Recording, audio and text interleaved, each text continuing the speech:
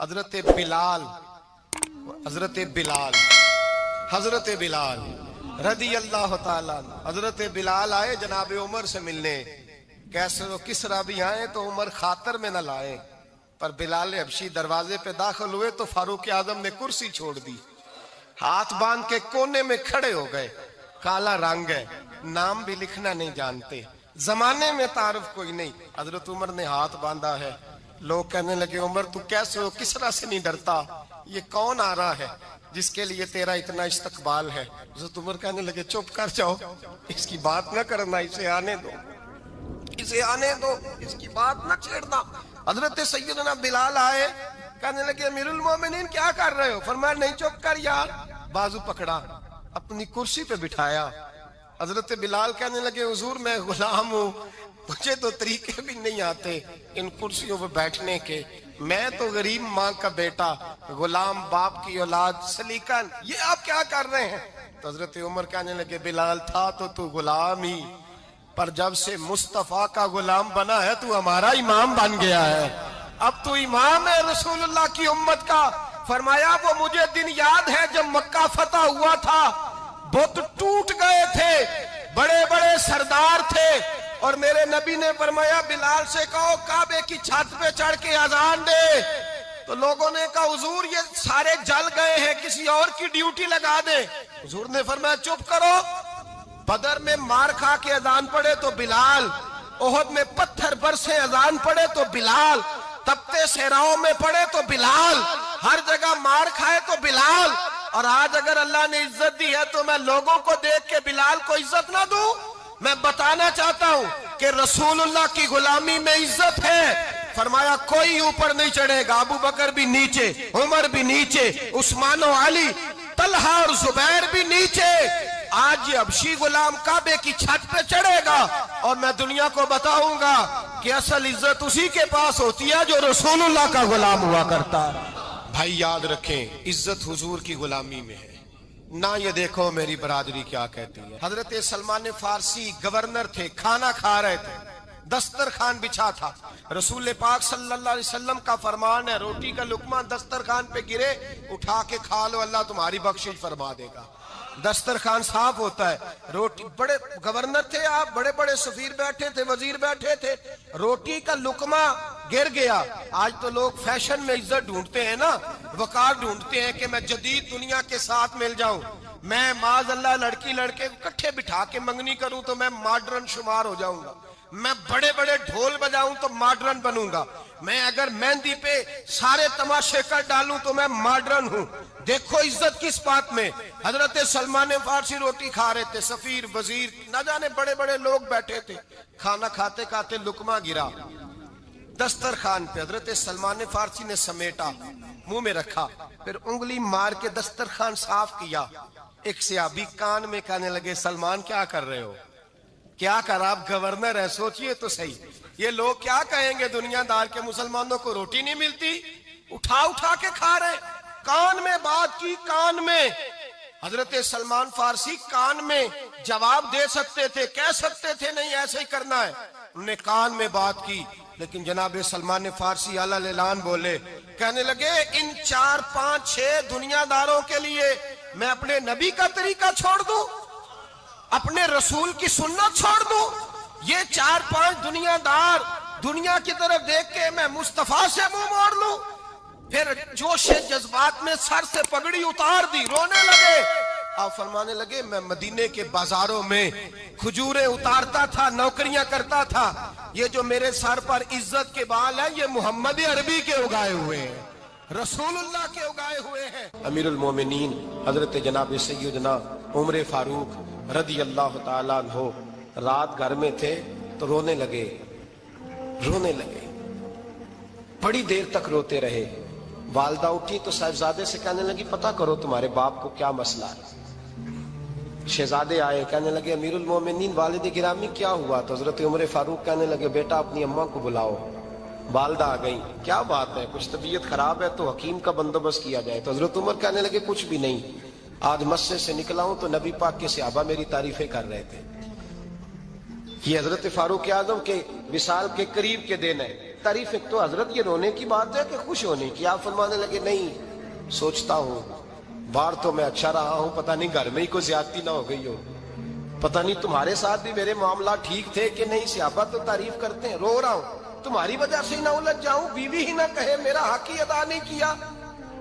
ये लफ्ज कहते कहते पहाड़ है ये शख्स, कैसरो किसरा कांपते हैं। हजरत उमर रो पड़े, बीबी से कहने लगे मुझे अल्लाह की रजा के लिए माफ नहीं कर देती? मेरे ऊपर बोझ था उम्मत का, मैं सारी रात मदीने की गलियों में फिरता था, दिन सारा मस्जिद में गुजरता था, मैं तुझे वक्त नहीं दे पाया, माफ नहीं कर देती? तो ज़ौजा कहने लगी नहीं उमर, मैंने भी जिंदगी में अपना कोई सुख चैन नहीं देखा, कोई चाव पूरा नहीं किया, मैं कैसे माफ कर दूं?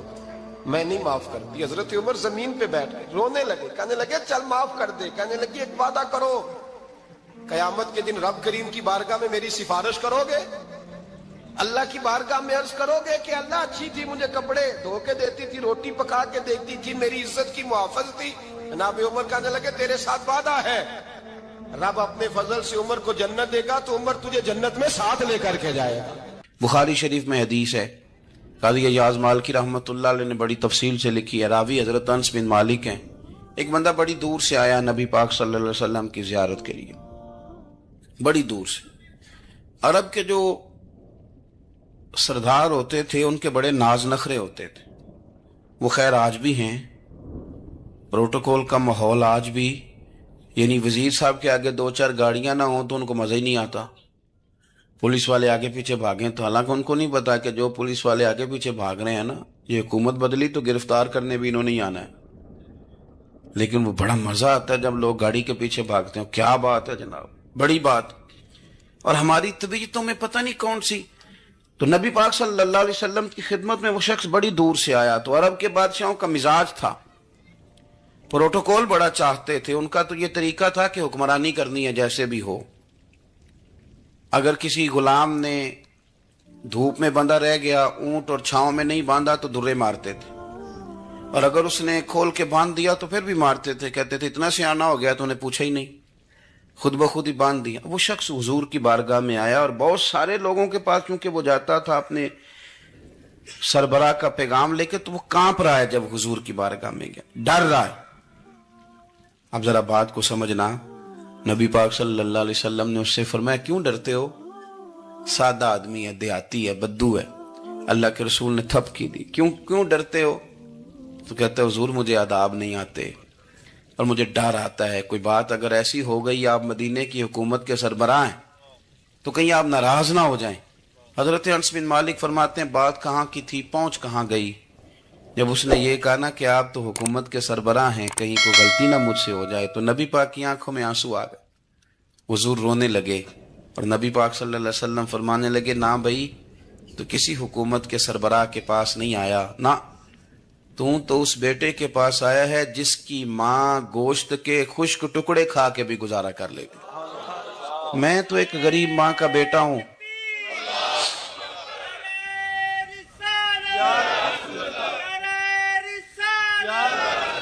भाई अगर आपका ये ज़ौक बन जाए, देखो ना आज तो लोग भूल जाते हैं ना, कपड़े बदल लेते हैं तो वो समझते हैं कि शायद सारा कुछ ही बदल गया।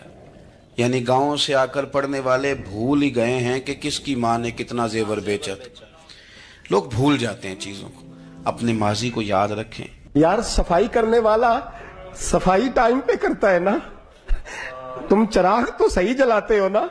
मुझे बताओ आने वालों, ये तो बताओ शहर मदीना कैसा है, और सर उनके कदमों में रखकर झुककर जीना कैसा है। दिल आंखें और रूह तुम्हारी लगती है सैराब मुझे, दर पे उनके बैठ कर आबे जमजम पीना कैसा है। कहने लगे उमर उस कोने का क्या हाल? और फिर कहने लगे वो फलां फलां बाग में हुजूर असर के बाद जाया करते थे, उसके फलों फूलों का क्या हाल है? तो हज़रत उमर कहते हैं बिलाल की बातें सुन के मैं रोया। तो मैंने कहा बिलाल तुझे इतना प्यार है तो छोड़ क्यों आया है?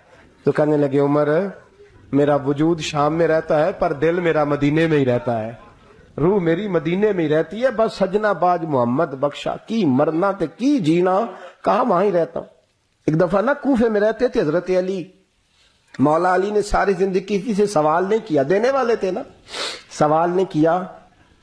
ایک بڑی خوبصورت قندیل ایک شخص لایا, خوبصورت لالٹین بنی ہوتی تھی وہ, اور اس میں تیل مٹی کا نہیں ڈالتے تھے, خوشبو والی کوئی چیز ڈالتے تھے تو وہ جلتی تھی. وہ لایا کوفے کی جامع مسجد میں, حضرت علی کوفے آ گئے, کہا حضور یہ جلا لے. جب وہ لایا نا قندیل تو حضرت علی نے زندگی, امام حسن کہتے ہیں میں نے عجیب زندگی بھر سوال نہیں کیا. اس سے کہنے لگے میں نے کبھی کسی سے کچھ مانگا نہیں, اس طرح کی ایک اور مل جائے گی.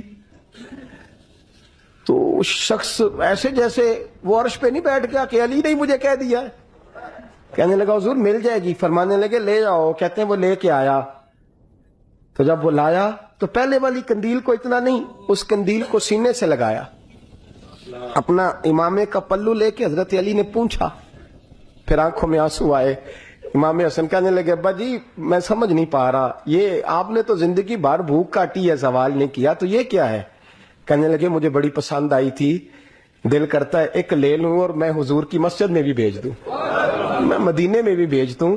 میرا دل کرتا ہے یہ مسجد نبی میں لگ جائے گی تو اس کی شان بڑھ جائے گی. تو فرماتے امام حسن کہ میں رو پڑا.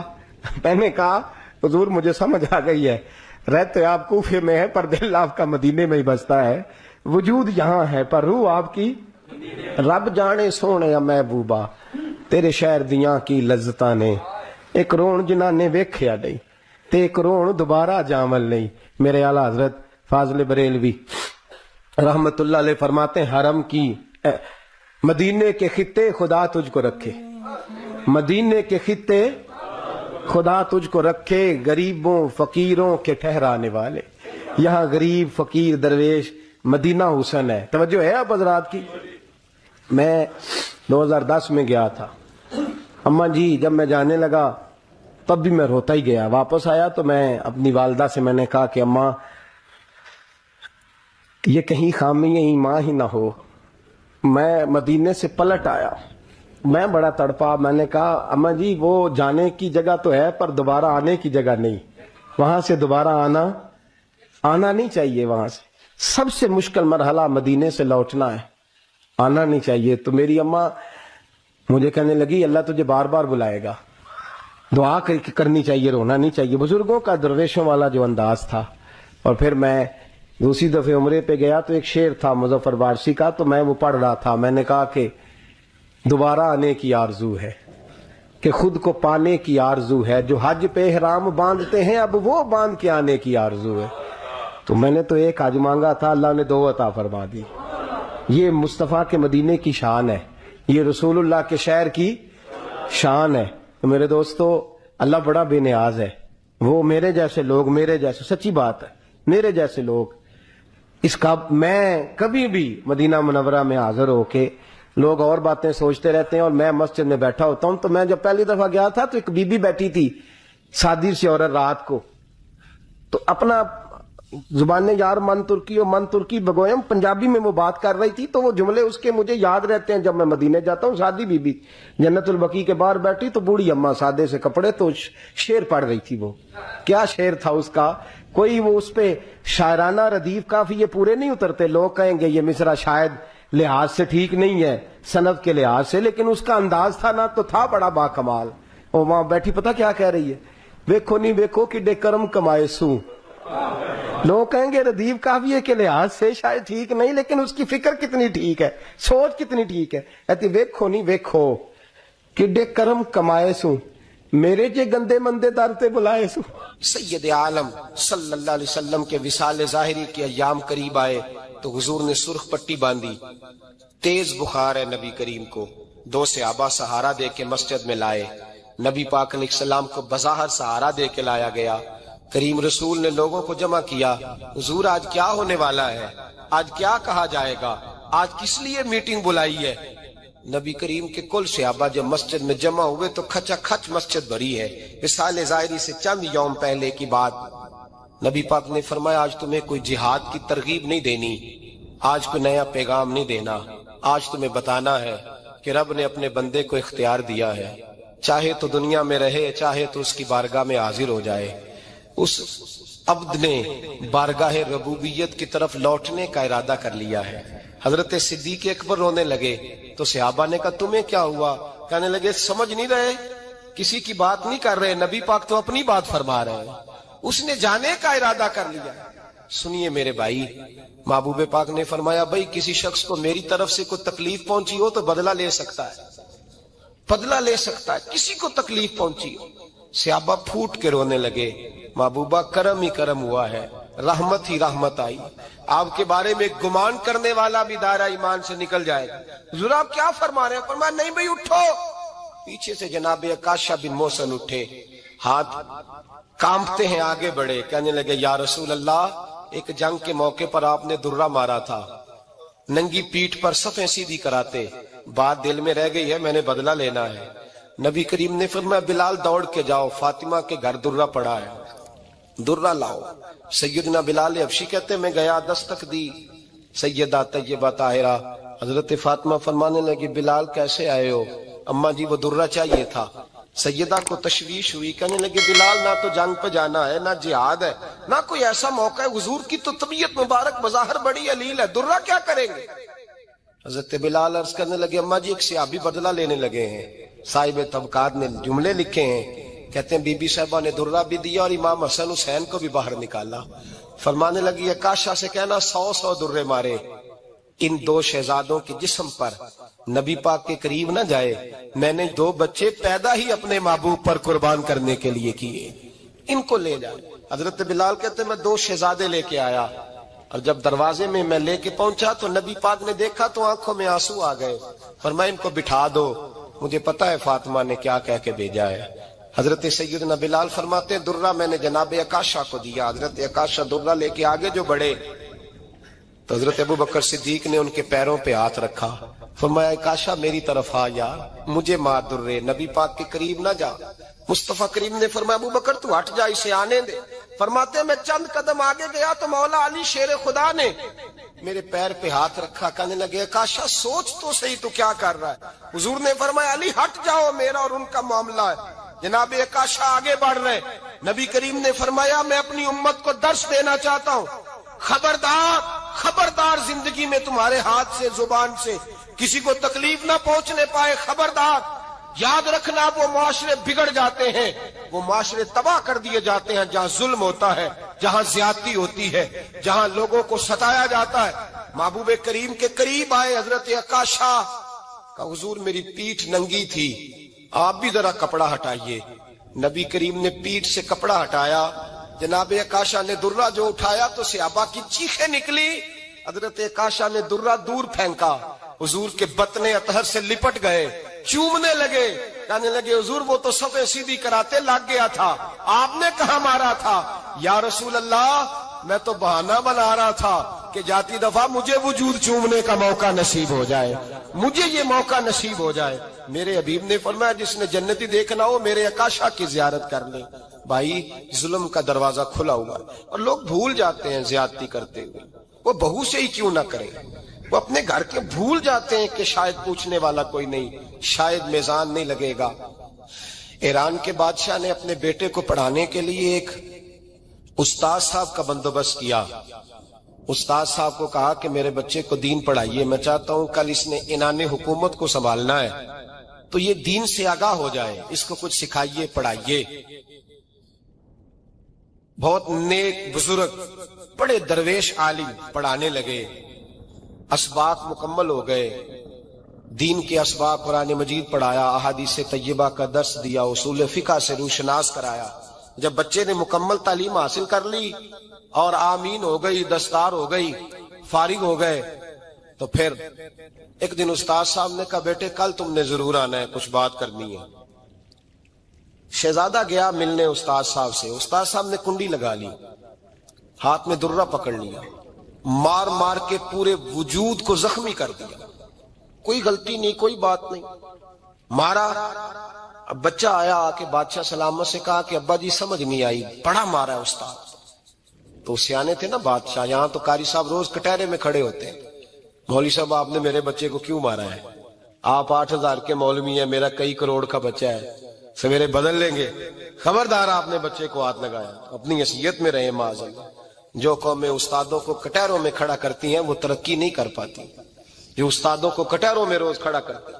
कहा अब्बा जी बड़ा मारा है, तो वालिद बड़े समझदार थे, कहने लगे बेटा उस्ताद बाप होता है, वो ज्यादती नहीं करता, कोई बात होगी मैं तेरे उस्ताद को कटहरे में नहीं बुलाऊंगा। अम्मा से बात की, अम्मा कहने लगी बेटा मैं तेरे बाप से कैसे बात करूं, डर आता। वक्त गुजर गया, 22 साल बीत गए, 22 साल गुजर गए, बादशाह का इंतकाल हुआ, शहजादा तख्त पे बैठा, पहला हुक्म ये दिया कि मेरे उस्ताद को बुलाओ, पहला हुक्म। उस्ताद जी बूढ़े हो गए थे, छड़ी के ऊपर टेक लगा के आए और भवें सफेद होके झुक गई थी, यूं आंख खोल के बड़ी मुश्किल से देखा, कहने लगे शहजादे हुक्म हो। कब मैं शहजादा नहीं, अब मैं बादशाह बन गया हूं। उस्ताद जी 22 साल बीत गए, आपने मारा था, पर वो दर्द चूंकि ज्यादती की थी, मेरा कसूर कोई नहीं था, तो ना मेरी रूह से दर्द गया है ना मेरे जिस्म से गया है, मैं बेख्तियार था, पूछ नहीं सकता था, आज बाइख्तियार हुआ हूं। सबसे पहले पहला हुक्म आपको दिया, बुलाया है, बताए क्यों मारा था, क्यों मुझे मारा था, मेरी ज्यादती बताए। तो उस्ताद, बूढ़े उस्ताद की आंखें आंसुओं से भर गईं, कहने लगे बेटे बस आज के दिन के लिए मारा था, ये जो दिन आ गया ना मेरी जिंदगी में इसलिए मारा था, ये मैं चाहता था मेरी जिंदगी में वक्त है, आज के बस मेरी मुराद पूरी हो गई। कहा साहब किस लिए, मुझे भी समझाए। आप फरमाने लगे कितनी देर हो गई तुझे मार खाए हुए, कितना जमाना बीत गया। कहने लगा 22 साल। फरमाया जख्म भूले तो नहीं, दर्द खत्म तो नहीं हुई, तुम्हें बात एक मिनट के लिए भी तुम्हारे हाफजे से महव तो नहीं हुई। का उस्ताद जी रोज रात को याद आती, रोज ख्याल आता था। उस्ताद कहने लगे भाई तू बेख्तियार था, पूछ नहीं सका, 22 साल तुझे याद रहा, मुझे पता था तू एक दिन हुक्मरान बनेगा, मैंने तुझे इसलिए मारा था कि बेटे याद रखना, किसी पे जुल्म न करना। अगर तुझे 22 साल तक याद रहा है तो जिस पर तू जुल्म करेगा उसे भी कयामत तक याद रहेगा। और ये याद रखना, तू आज बाइख्तियार हुआ तो तूने मुझे बुला लिया है, कयामत के दिन गरीब बाइख्तियार हो जाएंगे, मजलूम बाइख्तियार हो जाएंगे, वो बाइख्तियार होंगे लिल्लाहिल वाहिदिल कहार, रब करीम की बारगाह के अंदर उनका इख्तियार होगा, अकेले अल्लाह की हुक्मरानी होगी। फिर वो बुलाएंगे बड़े बड़े कज कुला, दुनिया में जिनकी पगड़ियां ऊंची थी वो सर झुकाए खड़े होंगे, दुनिया में जो डिक्टेटर बनते थे उनकी पुश्तें लाल होंगी, उनको गद्दार लिखा जाएगा, कयामत तक नहीं भूलेगा। जुल्म करना तो सोच समझ के करना, इतना करना जितना तुम सह सकते हो, इतनी ज्यादती करना जितनी कयामत में तुम बर्दाश्त कर सकते हो। मेरे नबी करीम सल्लल्लाहु अलैहि वसल्लम ने फरमाया जुल्म से बचो, ये कयामत के अंधेरों में से एक अंधेरा होगा। जिंदगी में ज्यादती न करें, अगर थोड़ी देर के लिए कोई चीज बर्दाश्त कर जाएंगे तो वो फायदा दे जाएगी, कुछ देर के लिए अगर सह जाएंगे तो नफा मिल जाएगा, सहने की कोशिश करें लेकिन ज्यादती न करें, नजर को, सोच को, जहन को पाक रखें। और मेरे भाई जिंदगी पूरी जुल्म से बचें, ज्यादती से बचें। आप लोगों के साथ प्यार करें, आप लोगों को मौका दें, आप थोड़ी सी और कोशिश करें उस शख्स तक जाने की जो आपको मायूस नजर आ रहा है, परेशान नजर आ रहा है। ये हमें मिलाद वाले महबूब सल्लल्लाहु अलैहि वसल्लम ने दरस दिया। एक और पहलू, हुजूर सैयद आलम सल्लल्लाहु अलैहि वसल्लम ने, हमारे यहाँ ना अभी भी बरादरी की तकसीम है, अभी भी, और कुछ मैंने ऐसे कमजोर लोग भी देखे, ये इस तरह की हरकतें हारे हुए लोग करते हैं। हारे हुए लोग जो अपने आप को समझते हैं कि मैं कोई बड़ा आदमी हूं। बड़ा आदमी तो अपने अखलाक से होता है, अपने किरदार से होता है, अपनी सखावत से होता है, लोगों से प्यार करने से होता है। बाकी ये कि बैठ के कहानी सुनाना कि मैं बड़ा कुछ करता हूं, तो जो कुछ करता होता है उसे सुनाने की कोई जरूरत है। एक और बहुत सारे लोग आप ताज़ियत करने जाए ना वालिद के इंतकाल के बाद, तो उन बेचारों को बताना पड़ता है कि अब्बा जी मेरे बगैर दवाई नहीं खाते थे। तो मैं कहता हूं अगर तेरे बगैर नहीं खाते थे फिर बताने की जरूरत नहीं, फिर तो सारे गांव को पता होगा कि तेरे बगैर नहीं खाते थे। और अगर कोई दाल में काला है तो फिर तेरी वजाहत कोई बंदा कबूल नहीं करेगा। तो आपको बताना क्यों पड़ रहा है, और आप बार बार इस बात का जिक्र क्यों कर रहे हैं कि हम बहुत बड़े कबीले के हैं? साहब अगर आप बड़े कबीले के हैं तो पता होगा सारे इलाके को आप कितना लोगों का ख्याल करते हैं, आप किस कदर मोहब्बत करते हैं, आपका अंदाज़े करीमाना किस तरह का। फिर आपको बताने की कोई जरूरत नहीं होती, फिर खुद ब खुद खबर होती है। हजरत सैयदना ابو ذر غفاری رضی اللہ تعالیٰ عنہ قبیلہ بنو غفار ایک بڑی شاخ تھی قبیلوں میں سے، جو لوگ اس زمانے میں مالدار قبیلوں سے تعلق رکھتے تھے ان میں سے ایک بڑا نام تھا. ساری زندگی چودراہٹ کی، لیکن میلاد ایک انقلاب کا نام ہے. میں میلاد منانے والے دوستوں سے گزارش کرتا ہوں کہ آپ ہر سال میلاد منائیں، اور ہر سال میلاد کے بعد آپ تھوڑے بدل بھی جائیں، یعنی تھوڑے سے بدل جائیں. کچھ لوگ کہیں یار یہ داڑھی میں نے نا 12 ربیع الاول والے دن رکھی تھی، یہ میری میلاد والی داڑھی ہے. اور داڑھی رکھیں بھی نبی پاک کی مرضی کی. کس کی مرضی کی؟ نہ ناراض ہو جائے جی میں ٹور چلا بس. کس مرضی کی جی؟ اپنی مرضی کے نہیں. داڑھی کا وزن کو نہیں ہوتا کہ پوری مٹھی رکھیں گے تو آپ کو کوئی دقت ہوگی، کوئی وزن نہیں. پوری رکھیں، جو حضور کا طریقہ مبارکہ ہے جو ہمیں ملتا ہے اس پر آپ توجہ فرمائیں. تو میں جو بات عرض کرنے جا رہا ہوں وہ میلاد انقلاب ہے. حضور سید عالم صلی اللہ علیہ وسلم کی بارگاہ میں آنے سے پہلے لوگ کچھ اور ہوتے تھے، اور یہاں سے ہو کے جاتے تھے تو پھر ان میں تبدیلی آتی تھی. میں سارا دن کرامتیں سناؤں نا کسی کو اپنے پیر صاحب کی اور اپنے گھر میں بھی کہ میرے حضرت بڑے، میرے استاد بڑے، لیکن بیوی کے ساتھ اگر میں ترش لہجے میں بات کروں گا تو وہ کہے گی یہ سکھاندے نے تینوں پیر صاحب. دوست کہیں گے یہ سکھاتے ہیں آپ کی کہانیاں نہیں چلتی، آپ کا کردار چلتا ہے. حضرت ابو ذر غفاری رضی اللہ تعالیٰ عنہ فرماتے ہیں چونکہ میں چودھری تھا، سیدنا بلال حبشی رضی اللہ تعالیٰ عنہ کے پاس میں بیٹھا تھا. کسی بات میں بات آگے بڑھی اور بڑھتے بڑھتے بات شکرنجی تک چلی گئی. رائے کے اختلاف نے باتوں میں تلخی پیدا کر دی، اور جب تھوڑے لفظ اور تیز ہوئے تو میں نے انہیں کہہ دیا چپ کر، تو ابشن کا بیٹا ہے. کس کے بیٹے تھے حضرت بلال؟ کہتے ہیں جب انہوں نے مجھے کہا میرا دل بڑا ٹوٹا، لیکن میں نے ارادہ کیا کہ میں نے حضور کی بارگاہ میں نہیں عرض کرنی. اب ہر بات کی ہم حضور کی بارگاہ میں شکایت کریں. لیکن میں جا کے مسجد میں بیٹھا اور جب سرکار آئے نا، ارادہ نہیں تھا کہ عرض کروں گا، لیکن حضور کا چہرہ دیکھا تو دکھ میرا خود ہی تازہ ہو گیا. رونے کا بھی تو تب ہی مزہ آتا ہے نا کوئی اپنا ملے تو. فرماتے ہیں کہ میرے آنسو نا بغیر اختیار کے چھلک پڑے اور میں کھل کے روئے، کھل کے. قربان جاؤں محبوب کے بھی حضور نے پاس نہیں بلایا، بلکہ نبی پاک اٹھ کے خود میرے پاس آئے اور مجھے کندھوں سے پکڑ کے سینے سے لگایا. اور جب میں کھل کے رو لیا تو حضور میرے آنسو پوچھنے لگے. کچھ شعر ایسے ہوتے ہیں جو کسی نے کہے ہوتے ہیں، اور کہنے والا جو ہوتا ہے وہ صاحب حال ہوتا ہے، تو اس میں کچھ خوبصورتی زیادہ ہی ہو جاتی ہے. ایک پنجابی کے شاعر ہمارے گجرات میں گزرے، بزرگ تھے، ان کا ایک شعر ہے، وہ کہتے ہیں ایک واری میری آنکھیاں چوں اونا نے اتھرو پونجے سن. ایک واری میری آنکھیاں چوں اونا نے اتھرو پونجے سن، ہن تے چسکا پہ گیا رونے دا. ایک واری میری آنکھیاں چوں اونا نے اتھرو پونجے سن، ہن تے چسکا پہ گیا رونے دا، تے ہر ویلے آہو زاری دا. تو میں روز رونے لگا ہوں. مزہ ہی بڑا آیا ہے جب سے محبوب نے چپ کرانا شروع کیا میرے عزیز. اور پھر حضرت بلال حبشی رضی اللہ تعالیٰ عنہ چونکہ حضور کے غلام تھے اور انہیں پتا تھا کہ سرکار میری ناز برداری کرتے ہیں، حضور نے چپ کرایا. فرمایا کیوں روتے ہو؟ تو عرض کرنے لگے یا رسول اللہ صلی اللہ علیہ وسلم، اگر میں ابشن کا بیٹا ہوں تو میری تو غلطی کوئی نہیں نا، یہ تو تقسیم اللہ کی ہے نا. الذی خلقک فسواک فعدلک فی ای صورت ما شاء رکبک. جس طرح وہ چاہتا ہے، جس کو چاہتا ہے اس طرح کی اس کی صورت بنا دیتا ہے. تو مجھے ابشن کا بیٹا کہا جاتا ہے، میری غلطی کیا ہے؟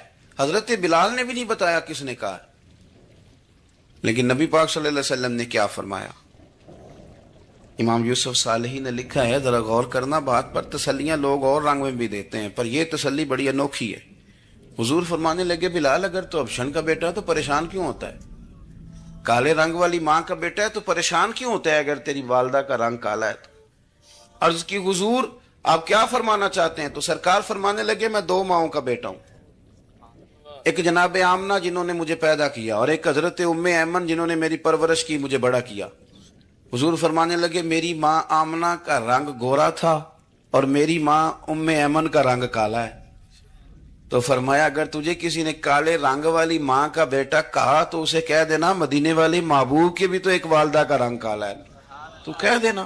حضرت بلال کہتے ہیں کہ وہ اس طرح کی تسلی تھی طفل تسلیاں نہیں جس طرح کی ہمیں دی جاتی، وہ اس طرح کی خوبصورت تسلی تھی کہ اس کے بعد میرا دل ایسا ٹھنڈا ہوا، پھر کسی کا تانا نہیں رہا، پھر کسی کی تکلیف نہیں رہی۔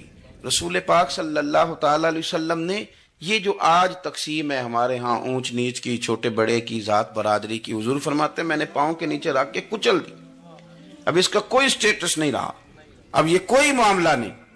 پھر میرے بھائی ایک معاملہ ہمارے اندر جو اور بڑی شدت کے ساتھ آیا ہے اور جس نے بڑا زور پکڑا ہے، وہ یہ ہے کہ ہم نا پڑھے لکھے لوگوں سے معذرت کے ساتھ، پڑھے لکھے لوگوں کا بھی ایک مسئلہ ہے، وہ دوسروں کو جاہل کہنا ضروری سمجھتے ہیں، الا ماشاء اللہ۔ میں اکثر کہتا ہوں کہ یہ تو آسان کام ہے نا، آپ نے کہہ دیا جاہل نہیں جی سارے پنڈ والے، یہ تو بڑا آسان کام ہے، تو جان چھڑانے والی بات ہے۔ ان پڑھ ہیں جی اس قوم دا کچھ نہیں بن سکتا، بھی تو آسان کام ہے، جان چھوٹ گئی۔ میں بھی کھڑا ہوتا ہوں نماز جنازہ کی امامت کرنے کے لیے، کبھی تو کہہ دیتا ہوں کہ جناب آج لوگوں کو نماز جنازہ کی دعا نہیں آتی، تو سوچتا ہوں کہ اگر کسی نے کھڑا کر کے پوچھ لیا کہ آپ نے کتنے لوگوں کو یاد کرائی ہے، ہم نے کبھی کہا کہ آؤ بیٹھو یاد کراؤں، تو اس کا جواب کیا ہے؟ تنقید کرنا آسان کام ہے اور تعمیر کرنا یہ مشکل مرحلہ ہے۔ عزیز دوست، ہمارے ہاں نا ان پڑھ بندے کے ساتھ اور اس بندے کے ساتھ جس کی سوچیں محدود ہیں، ہمارا رویہ اتنا تلخ ہوتا ہے۔ بھائی مزہ تو تب آتا ہے نا جب آپ کو، کچھ لوگ کہتے ہیں میں اچھے کے ساتھ اچھا ہوں، تو اچھے کے ساتھ تو ساری دنیا اچھی ہوتی ہے، آپ نے اس میں کیا کمال کیا؟ ترجیح آخرت کو، اللہ کی ذات کو۔ ہماری آخرت کس طرح ٹھیک ہو سکتی ہے، آخرت میں کامیاب کس طرح ہو سکتے ہیں، آخرت میں اللہ تعالیٰ کی رضا کیسے پا سکتے ہیں، اس کو ترجیح دینی چاہیے۔ نبی پاک صلی اللہ تعالیٰ علیہ وسلم کے بہت سارے صحابہ بڑی شانوں والے، ایک صحابی کا ہم آج ذکر کرنے جا رہے ہیں جن کا نام ہے حضرت ابو ذر غفاری رضی اللہ تعالیٰ۔ ہمارے صوفیاء تصوف میں ایک جملہ بولتے ہیں کہ تیرا تو فقر ابو ذر ہے، یعنی جن کو صحیح درویش کہتے ہیں نا، صحیح درویش۔ مولا علی شیر خدا رضی اللہ تعالیٰ عنہ فرمایا کرتے دو ہی تو بندے ہیں جو رب کے رستے میں کسی شے کی پرواہ نہیں کرتے۔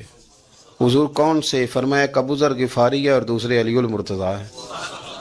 مولا علی فرمایا کرتے یہ نا مسلمانوں میں سے چوتھے یا پانچویں مسلمان ہیں، شروع سے ایک سلیم الطبع آدمی، کچھ لوگ طبعاً بڑے نفیس ہوتے ہیں، طبعاً اللہ کی طرف سے شروع سے ہی۔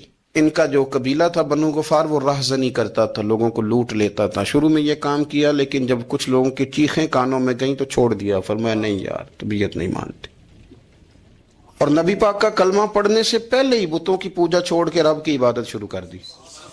لوگ پوچھا کرتے تھے آپ عبادت تو کرتے تھے پر منہ کدھر کرتے تھے؟ فرماتے تھے جدھر وہ کرا لیتا تھا کر لیتے تھے۔ کسی نے انہیں بتایا کہ مکے میں ایک شخص ہیں جنہوں نے اعلان نبوت کیا ہے، آپ کی طرح کی باتیں کرتے ہیں، انہوں نے اپنے بھائی کو بھیجا، ان کا نام انیس تھا، پتہ کر کے واپس آئے، بھائی کہنے لگے ابو ذر، ان کا نام جندب ہے، اصل میں ذر ان کے بیٹے کا نام ہے اور کنیت سے زیادہ معروف ہیں، ابو ذر غفاری کہلاتے ہیں۔ فرماتے ہیں کہ بھائی نے آ کے بتایا کہ وہ نیکی کا حکم دیتے ہیں، برے کاموں سے منع کرتے ہیں، صلہ رحمی کا پیغام دیتے ہیں، لیکن لوگ سارے مخالف ہیں۔ یہ چیز بھی بڑی کاؤنٹ ہوتی ہے، اسے نہ کاؤنٹ کیا کریں۔ لوگوں کی ترجیحات بدلتی ہیں، صبح کچھ، دوپہر کچھ، شام کچھ، اسے نہ کاؤنٹ کریں۔ انہوں نے اس بات کو کاؤنٹ کر کے بتایا کہ لوگ ان کے جو ہیں نا وہ مخالف ہیں سارے۔ تو حضرت ابو ذر غفاری کہنے لگے مجھے تسلی نہیں ہوئی، میں خود جا کے پتہ کروں گا۔ کہتے ہیں مکہ شریف آیا تو کسی ایسے آدمی سے پوچھ بیٹھا، میں تو کچھ اور سمجھا تھا، وہ کچھ اور نکلا۔ مکے والوں نے بڑا مارا، مکے پہنچ کے پہلی جو چیز ملی وہ مار کھانے کی تھی۔ اب میں ڈرتے کسی سے پوچھتا ہی نہ، بھوک بھی بڑی تھی، رہنے کو جگہ نہیں تھی، حرم شریف میں لیٹا رہتا تھا۔ میرے نصیب دیکھو، مجھے ایک شخص نے آ کے ہلایا، کہنے لگے اگر مناسب سمجھیں تو میں آپ کو دیکھ رہا ہوں کافی دیر سے، آپ کوئی پردیسی ہیں، آپ کا اپنا مہمان نہ بنا لوں؟ تو میں نے کہا آپ کا کیا نام ہے؟ کہنے لگے میرا نام ہے علی ابن ابی طالب۔ کہتے ہیں مولا کائنات گھر لے گئے، کھانا بھی کھلایا، جگہ بھی دی، سونے کو خدمت بھی کی، لیکن چونکہ میں تو پہلے ایک سے پوچھ کے مار کھا بیٹھا تھا، میں نے پوچھا نہیں میں کدھر آیا ہوں، رات رہے, اگلی رات بھی رہے, لیکن میں نے بتایا نہیں میں کس کام آیا ہوں. حضرت ابو ذر غفاری رضی اللہ تعالیٰ عنہ کہتے ہیں خود ہی مولا علی نے پوچھا بتا سکتے ہو کیسے آئے ہو؟ میں نے کہا رات رکھ لو گے. فرمایا بڑا کشادہ سینہ دیا رب نے مجھے. تو بات تو کر, کہنے لگے یار میں تو محمد مصطفیٰ کی زیارت کرنے آیا ہوں صلی اللہ تعالی علیہ وسلم. یہ بے نیاز لوگوں میں سے ہیں حضرت سیدنا ابو ذر غفاری. میں حضور کی زیارت کے لیے, حضرت علی کہنے لگے سویرے لے چلوں گا. انسان بزدل نہیں ہوتا, ہر انسان بزدل نہیں ہوتا, اور بلا وجہ ٹکراؤ کی پالیسی بنا لینا یہ بھی سیانے لوگوں کا کام نہیں. حکمت کے تقاضوں کے مطابق چلنا یہ بھی دلیر لوگوں کا ہی کام ہوتا ہے. حضرت مولا علی کہنے لگے صبح لے کے چلوں گا پر حالات ٹھیک نہیں. شرارتی لوگ ہر جگہ ہوتے ہیں, اگر کوئی شرارتیوں کا ٹولہ ملا نا جو کھڑا ہوگا جاسوسی کرنے کے لیے کہ حضور کی طرف کون کون جا رہا ہے, تو میں نیچے جھکوں گا جوتے کا تسمہ ٹھیک کرنے کے لیے. لیکن آپ نے نہیں کھڑے ہونا, آپ نے چلتے رہنا ہے تاکہ کسی کو شک نہ ہو. کہتے ہیں اس ترتیب سے حضرت علی مجھے لے کے گئے. میں حضور کی بارگاہ میں پہنچا. مولا علی کہتے ہیں بڑے بڑے لوگ سوال کرتے تھے پر یہ شروع سے سلیم الطبع تھے. مجھے کہہ لینے دینا, جنہوں نے ماننا ہوتا ہے وہ لمبے سوال کرتے ہی نہیں. مان جو لیا تو لمبے سوالوں کی ضرورت ہی کوئی نہیں. کہتے ہیں لوگ بڑے بڑے سوال کرتے تھے پر ابو ذر نے 2-3 باتیں ہی پوچھی اور آگے جا کے کہنے لگے حضور ہاتھ بڑھائیں مجھے کلمہ پڑھائیں. نبی پاک صلی اللہ علیہ وسلم نے کلمہ پڑھایا. فرمایا باہر جا کے نا ابھی ذکر کرنا کہ تم مسلمان ہو گیا, یہ ماریں گے. عرض کی حضور انہیں مارنے دے, میں آیا بھی مار کھا نہیں ہوں, انہیں مارنے دے نا. پڑا فلک کو کبھی دل جلوں سے کام نہیں. داغ دہلوی نے کہا تھا پڑا فلک کو کبھی دل جلوں سے کام نہیں, اور جلا کے راکھ نہ کر دوں تو داغ نام نہیں. ماری تو کھانے آئے ہیں, مارنے دے, کرنے دے زور جتنا لگانا ہے لگانے دے. باہر جا کے اعلان کیا, مکے والوں نے مارا, اتنا مارا کہ بے ہوش ہو گئے. پھر کسی نے بتایا کہ تم نے گزرنا بھی ہے ان کے علاقے سے, بنو غفار سے, پھر ان کا پتہ بھی ہے یہ لوگ بڑے سخت ہیں. پھر چھوڑا. تب بڑے جلالی تھے, زاہد مزاج تھے. فرماتے تھے کہ جو تمہاری ضرورت سے زیادہ ہے وہ سارا صدقہ کرو. کنز کے معاملے میں ان کا رویہ یہ تھا. صرف حضرت صدیق اکبر کو کچھ نہیں کہا انہوں نے, باقی حضرت عمر جیسے آدمی کو بھی کھڑا کر کے کہہ لیتے تھے یہ مال کیوں رکھا ہوا ہے خزانے میں, بانٹتے کیوں نہیں سارا. اور جناب عثمان غنی رضی اللہ تعالیٰ عنہ کے ساتھ تو باقاعدہ کئی دفعہ اس موضوع پر گفتگو کی. وہ کہتے تھے کہ جب اللہ کہتا ہے قرآن میں کہ مال دولت جمع نہیں کرنی, تو وہ جو لوگ تھے وہ بھی بڑی شانوں والے تھے. وہ کہتے تھے کہ اللہ نے جب زکوٰۃ فرض کی تو مال جمع ہوتا ہے تو زکوٰۃ فرض ہوتی ہے نا. جب فطرانے کا کہا تو مال ہوتا ہے تو فطرانہ آتا ہے نا. تو آپ جو کہہ رہے ہیں وہ ٹھیک ہے پر آپ اعلیٰ بات کر رہے ہیں تقوی کی, سارا بانٹو. تو حضرت ابو ذر غفاری کہتے تھے چلو ٹھیک ہے تمہاری بھی بات مان لیتا ہوں, پر یہ بتاؤ مدینے والے کا اپنا طریقہ کیا ہے. کہ بھائی حضور کا طریقہ تو وہی ہے جو آپ بتا رہے ہیں. تو فرمانے لگے پھر اس رستے نہ چلیں جو رستہ مدینے والے رسول کا ہے.